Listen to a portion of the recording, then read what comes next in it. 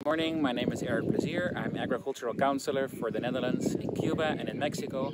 And today we're in the Cuban province of Artemisa, together with the Ministry of Agriculture of Cuba, the Dutch Embassy in La Habana, and a team from soil doctors, Arjen and Bas from the Netherlands, who have come to Cuba to study the problem of salinization in Cuban agriculture. So Arjen, what is salinization and why is it a problem? Well, salinization means that the salt concentration of either your soil or your water is increasing. And a lot of crops cannot handle high salt concentration. So if you have a problem with salinization, usually it means your crop yields are going down. And that's a problem, of course. So the Netherlands and Cuba have different conditions, different climate, different soils. So how can experience from the Netherlands be of use in Cuba? Well, salinity and adapting to salinity also starts with using crop varieties that are more tolerant for the salinity. And that's what we've been researching in the Netherlands.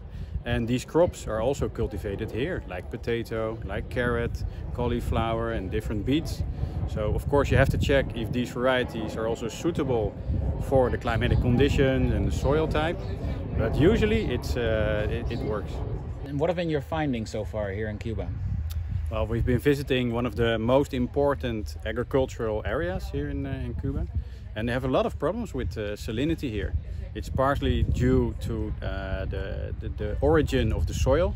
There's a lot of limestone here, so they have a problem with high calcium and also high pH. So that's a little bit different problem than like seawater intrusion. But that also is happening here. There's also seawater intrusion. And these farmers are using groundwater for irrigation that is salt affected.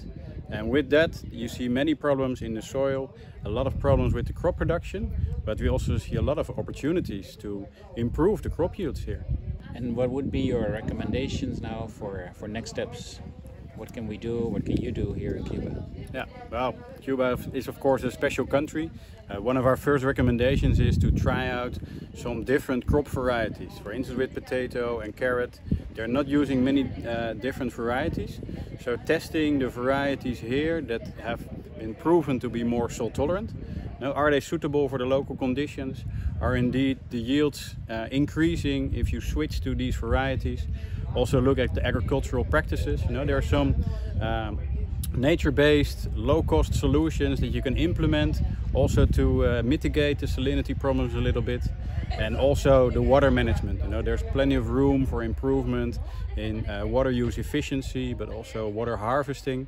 So if you combine all those aspects with the plants, with the soil and the water, you can have a sustainable agriculture here for a long time, for sure. Good, very good. Well, thank you very much. You're welcome. That's it for now.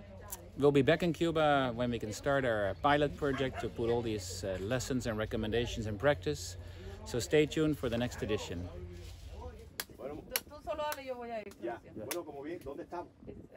Primeramente, el municipio de